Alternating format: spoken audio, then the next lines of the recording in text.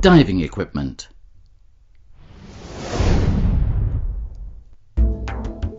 In this module you will learn about the equipment we use that allows us to take the air we need under the water, examine the instruments that make it possible for us to use this air supply, and see how these instruments are used. Cylinders and cylinder valves.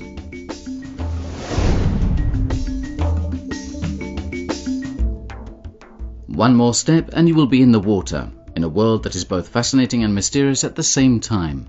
The doors to this new and exciting world are about to open. But when did modern diving begin?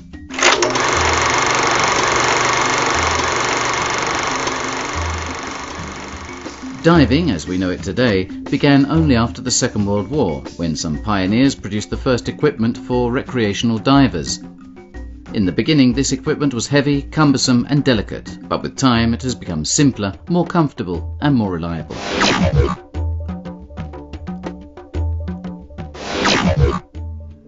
Air is compressed into a metal container, the cylinder, which we take with us and use on the dive. A compressor is used to compress the air we use to fill our cylinders. In practice, this is a machine that pushes air into the cylinder.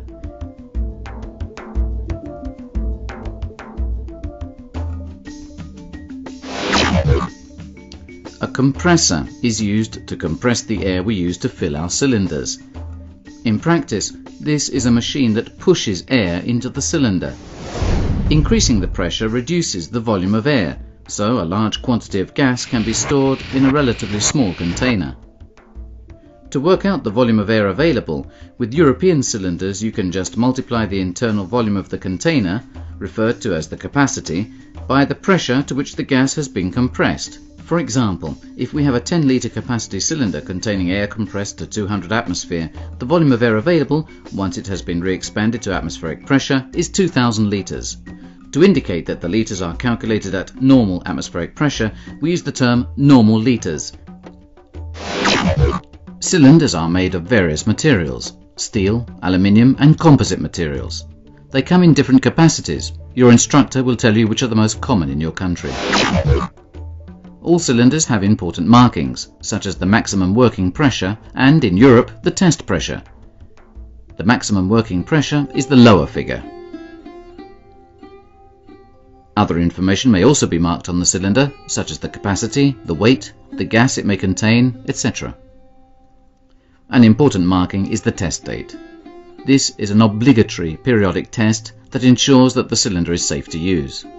Regulations regarding cylinder markings and tests vary from country to country, so make sure you know the regulations in your country. Cylinders are fitted with cylinder valves, to which a device called a regulator is attached. This reduces the pressure of the air to ambient pressure. A rubber ring, referred to as an O-ring, creates the seal between the cylinder valve and the cylinder. The valves may be single or twin. A twin valve means that it is possible to attach two separate regulators to the same cylinder. The seal between the cylinder valve and the regulator is also made by an O-ring. Cylinders should never be left standing because they can easily fall over and injure someone or be damaged by the fall. As soon as possible, lay the cylinder on its side and make sure that it doesn't move or roll about accidentally.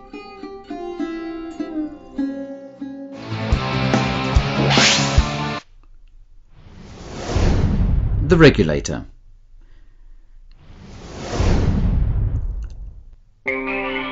Cylinders allow us to take a supply of air with us under the water, but how can we use this air efficiently? To breathe underwater, we need a demand regulator that enables us to breathe air from the cylinder at ambient pressure when we need it by simply breathing in.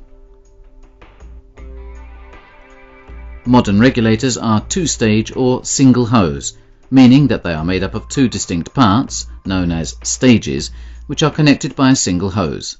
Air is supplied at ambient pressure, whatever the depth or the pressure in the cylinder, as long as there is still some air in the cylinder. The first stage reduces the pressure in the cylinder to an intermediate level known as hose pressure, which is lower than that inside the cylinder but higher than the ambient pressure. The first stage is attached to the cylinder valve. Depending on the model, the connection may be of the yoke type or INT fitting, which is a quick attachment system consisting of a clamp and a clamp screw, or the DIN fitting, in which the first stage is screwed directly into the cylinder valve.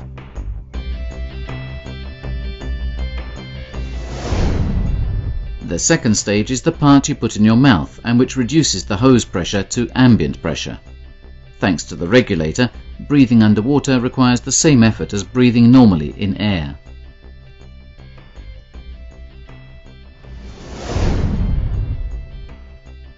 The second stage is composed of the body, which contains all the mechanical parts, a mouthpiece of soft rubber, the part we put in our mouths, an exhaust T that directs the bubbles of air we exhale to the sides, and a purge button which, when pressed, supplies air.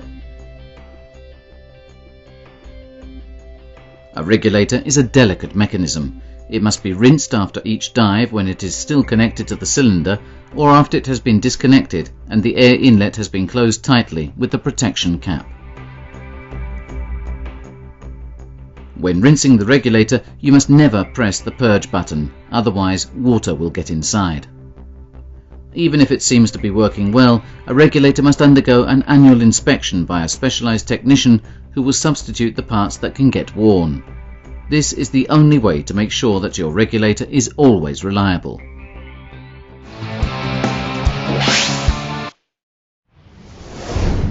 Buoyancy compensators.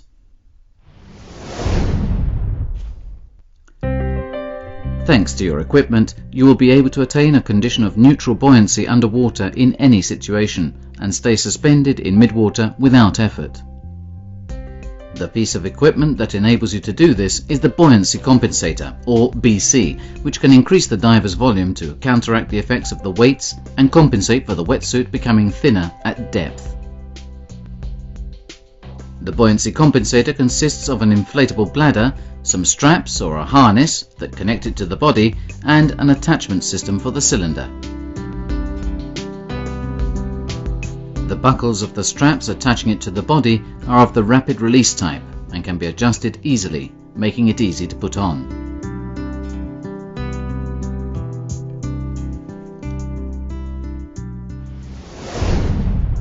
The cylinder is attached to the BC with lever type buckles that guarantee that the cylinder stays firmly in place.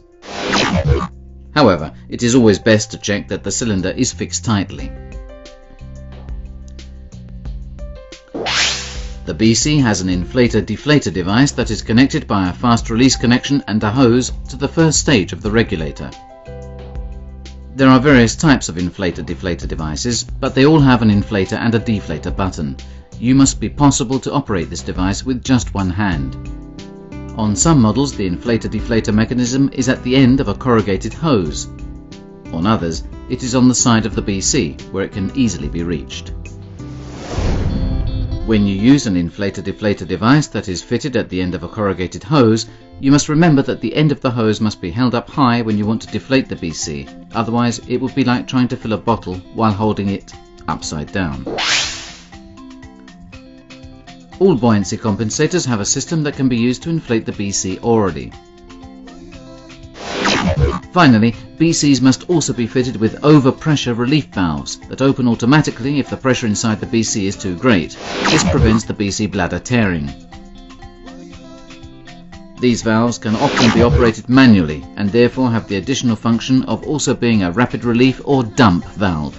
The important characteristics of a buoyancy compensator are that the bladder is sufficiently large, at least 12 to 15 litres, 0.4 to 0.5 cubic feet, and that it is suitable to your body size and shape.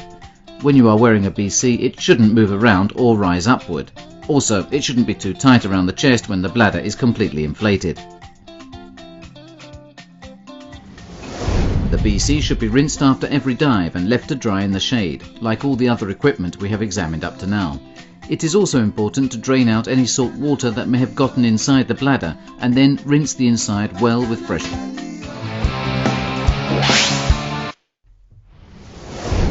Buoyancy variations. buoyancy compensators enable you to adjust your buoyancy during the dive. The BC should be well inflated on the surface so that your head is held as high as possible out of the water. To go under the water, you have to deflate the BC and exhale as much air as possible from your lungs. The amount of weight worn must be sufficient to help you descend slowly under the water. The BC compensates for the variation in buoyancy caused by the change in pressure. In fact, as you begin descending, the volumes of the wetsuit and the air in the BC decrease, causing you to become negatively buoyant. To counteract this, just inflate the buoyancy compensator a little at a time. This phenomenon is reversed as you ascend, so in this case you have to deflate the BC gradually as you come up to the surface, so that the rate of ascent is always under control. Do not inflate the BC to ascend, because this will cause you to ascend too quickly, a potentially dangerous situation that is sometimes referred to as going Polaris. With practice and experience, you will be able to move freely under the water and enjoy the same sensations as flying through the air.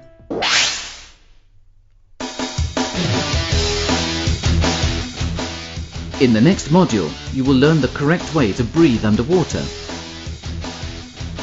Find out how to calculate how long your remaining air supply will last, and learn what to do if you find yourself in an out-of-air situation. Until the next time.